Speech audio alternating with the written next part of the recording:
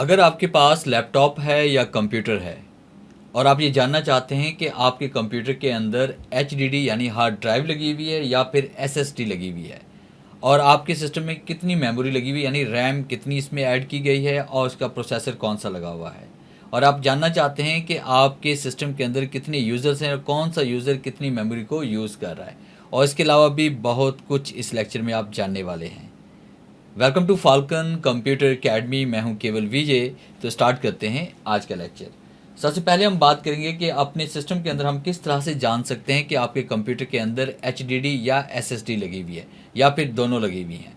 तो इसके लिए आपने क्या करना है, कीबोर्ड से विंडो आर प्रेस करेंगे, आपके सामने डायलॉग बॉक्स ओपन हो जाएगा और यहाँ पे आप टाइप करेंगे DFRGUI, और ये टाइप करने के बाद जैसे आप यहाँ पे ओके क्लिक करेंगे तो आपके सामने यहाँ पे डायलॉग बॉक्स ओपन होगा।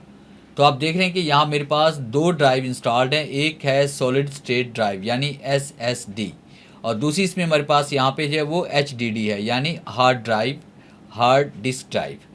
तो इस तरह से बड़ी आसानी के साथ आप ये जान सकते हैं इस कमांड के ज़रिए कि आपके सिस्टम के अंदर SSD है या HDD है या फिर दोनों इंस्टॉल्ड हैं।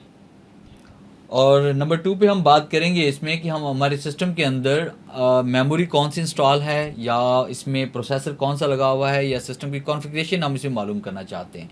तो उसके लिए आपने क्या करना है, विंडो आर प्रेस करेंगे और उसके बाद आप टाइप करेंगे DXDIAG, और जैसे आप एंटर प्रेस करेंगे तो आपके सामने यहाँ पे ये डायलॉग बॉक्स ओपन होगा और यहाँ से आपको पता चलेगा कि आपके सिस्टम का मॉडल कौन सा है, इसमें विंडो कौन सी की गई है।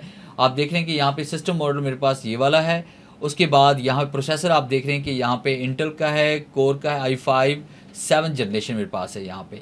और उसके बाद ये देख रहे हैं कि मेमोरी इसमें कितनी लगी हुई, मेरे पास यहाँ पे मेमोरी भी शो हो रही है। तो इस तरह से बड़ी आसानी के साथ आप ये जान सकते हैं कि आपके सिस्टम के अंदर प्रोसेसर कौन सा लगा हुआ है और सिस्टम का मॉडल कौन सा है और उसके बाद इसके अंदर मेमोरी कितनी इंस्टॉल्ड की गई है।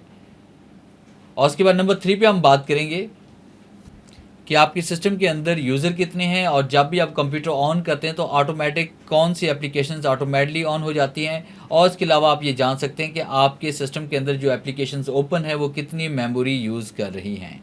तो इसके लिए हमने क्या करना है, विंडो आर प्रेस करेंगे और उसके बाद यहाँ पे टाइप करेंगे MS कॉन्फ़िगरेशन यानी MSCONFIG आप लिखेंगे, एंटर प्रेस करेंगे, आपके सामने यहाँ पे ये डायलॉग बॉक्स ओपन होगा। तो यहाँ पे हमने स्टार्टअप पे क्लिक करना है। स्टार्टअप पे जैसे हम क्लिक करेंगे तो ओपन टास्क मैनेजर इसमें आएगा। आप यहाँ पे क्लिक करेंगे तो आपके सामने देखिए यहाँ पे ओपन टास्क मैनेजर ओपन हो जाएगा। तो पहले हम यूज़र्स पे आते हैं। तो यूज़र पे जैसे हम क्लिक करेंगे मेरे पास यहाँ पे 2 यूज़र्स हैं, उसमें देखें कि आपको यहाँ पे CPU, मेमोरी और डिस्क की तमाम डिटेल यहाँ पे आपको नज़र आ रही है। और उसके बाद दूसरा यूज़र मेरे पास ये वाला है, ये भी डिस्कनेक्टेड है। और उसके अलावा स्टार्टअप पे जैसे ही हम यहाँ पे कंप्यूटर को ऑन करते हैं तो ऑटोमेटिक ये वाली एप्लीकेशंस हैं जो ऑटोमेटिकली ओपन हो जाती हैं। अगर इनमें से किसी भी एप्लीकेशन को आप ऑफ़ करना चाहते हैं तो आप यहाँ पे इसको ऑफ़ भी कर सकते हैं। जैसे देखिए मेरे पास यहाँ पे ZP ऑटोमेटिकली ओपन हो जाती है, तो मैं राइट क्लिक करके इसको यहाँ से डिसेबल भी कर सकता हूँ। और उसके अलावा आप देखें यहाँ परफॉर्मेंस पे जैसे हम आएंगे तो ये आपको कंप्लीट CPU की, मेमोरी की, डिस्क की, उसके अलावा इंटरनेट की तमाम परफॉर्मेंस आपको यहाँ पे ये दिखाएगा। और हम प्रोसेसर पे आते हैं तो यहाँ पे देखें कि हमारे पास जितने भी एप्लीकेशन मेरे पास यहाँ पे ओपन है तो कौन सी एप्लीकेशन कितनी मेमोरी यूज़ कर रही है वो भी आपको यहाँ पे नज़र आ रही है। और यहाँ से किसी भी एप्लीकेशन को अगर हम ऑफ़ करना चाहते हैं, जैसे मैं वर्ड को यहाँ से ऑफ़ करना चाहता हूँ तो मैं वर्ड पे क्लिक करूँगा और एंड टास्क पे क्लिक करूँगा। इसका फ़ायदा ये भी होगा कि बाद में ऐसा होता है कि आपकी एप्लीकेशन बाद में हैंग हो जाती है और वो क्लोज़ नहीं हो रही होती। तो यहाँ पे आने के बाद आप यहाँ पे क्लिक करेंगे उस एप्लीकेशन के ऊपर जिसको आप एंड टास्क करना चाहते हैं, और एंड टास्क पे क्लिक करेंगे तो वही प्रोग्राम आपका फ़ौरन से क्लोज़ हो जाएगा। तो ये था मेरा आज का लेक्चर जिसे मैंने आपको पढ़ाया कि आप सिस्टम की मेमोरी या प्रोसेसिंग वगैरह किस तरह से चेक कर सकते हैं, HDD या SSD आप किस तरह से चेक कर सकते हैं।